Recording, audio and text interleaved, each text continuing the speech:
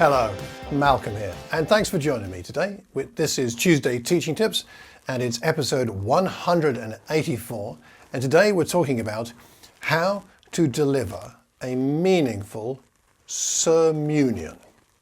How to deliver a meaningful sermunion. You may be asking what that is. Well, I'll explain. It's become a bit of a phenomenon, I would say, over the last 5, 10, 15 years in the fellowships where I serve and worship. And it's not something that happens every Sunday, but it's becoming more and more of a common thing. And in case you haven't come across it, it involves the idea that the sermon and the communion are combined effectively, usually where you have a lesson with a communion added on to the end by the same speaker. In my fellowships, normally the person doing the speaking for the lesson is different from the person doing the talking about the communion. And sometimes the communion comes before the sermon, sometimes it comes after with a break, perhaps a song in between. But a sermunion is the same person doing both the lesson and the thoughts for the communion, usually one's running straight into the other and then concluding with a prayer before we take bread and wine together. And that's become, as I say, more and more common. Perhaps it's happening where you are. And I'd guess where I am in the Watford Church of Christ, we do one of these at least once a month, I would say. In fact, I did one this last Sunday and the previous Sundays. That's 2 in a row, which is not so common. But both here and in the Thames Valley Churches of Christ, where I also worship and serve, sermunions in the locations are more and more common. So are they a good thing? Are they not a good thing?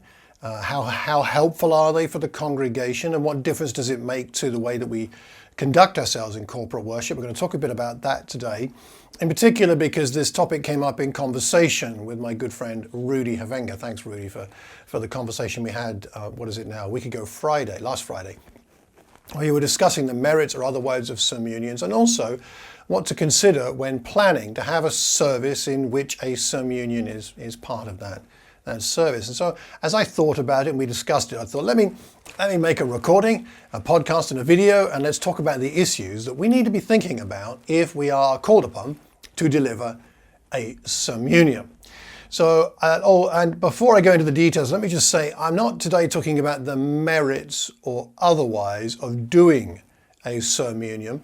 In the Bible, we have very little guidance as to, say, how a sermon should be put across, or how a communion should fit into that, or otherwise. We do have a lot of good scriptural information about teaching and preaching and about communion, the Lord's Supper, but there's not much about how to present it or whether there are merits or otherwise in combining the two. So I'm not going to deal with that today. If you've got an opinion, I'd be interested, but that's not the focus of what we're dealing with here today. So instead, I'd like to touch on a few principles and practicals to consider if you're planning a sermunion. Now, okay, what have I got today? 4 things to think about. Number 1, the text. A danger of a sermunion is that the sermunion has been decided that is what we will do, irrespective of whether the text or the topic of the lesson fits with the theme of the cross. And sometimes, you may have heard this, I have, and I've probably done it myself, where effectively the communion part has been shoehorned into the lesson. And the two are really 2 separate things, but they've been forced to be together. And that doesn't seem to work very well. So the first thing to consider is your topic or your text. Will that fit in some way with the communion, with the Lord's Supper?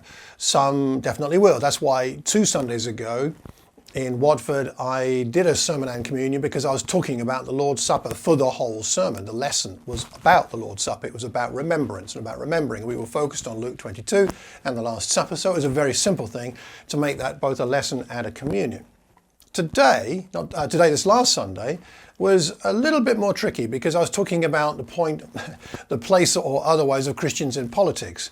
How does that fit with Jesus? Well, it did fit in the sense that, as I concluded with the point that whether we're called to be professional politicians or not, the point is we follow someone who had more impact on this world than any politician has ever had. That's not to downplay politicians or to decry their efforts. I'm not talking about that. I'm just saying that Jesus, though he held no political office, had an incredible impact. And part of the reason for that is his sacrifice. Now we could go in to talk about the cross. So there was a way to connect the two. It wasn't shoehorned in. But sometimes our topic or our text just won't fit with the communion. So don't force it, I would say. Make sure that there is a connection, a real connection, a way to make a proper, meaningful connection between your text and the communion, or your topic and the communion. That's the first thing, text and topic. The second is consider now and again a hybrid. By a hybrid of the sermunion, what I mean is this, and I've done this a few times, is sometimes because these two things won't quite fit well together, or perhaps because your speaker, maybe you're not that experienced in this kind of thing, so you don't want to be doing both the sermon and the communion. On the other hand, you don't want to have two completely different talks. What you could do is have the person preaching and teaching doing their lesson, and then a second person doing the communion, but doing it as a wrap-up of the sermon.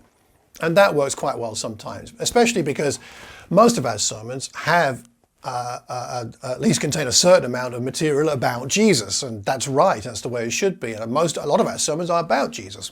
And so therefore, someone standing up after the lesson is concluded and saying, we've heard this and this about Jesus, isn't he amazing? Now let's just think about him as we prepare to take the bread and the wine. That can just work well, a second person standing up. So it's not like they've prepared a whole talk.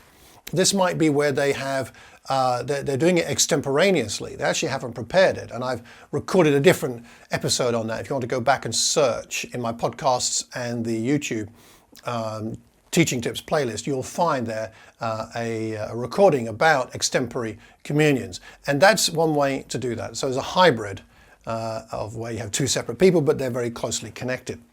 The third thing to consider is length.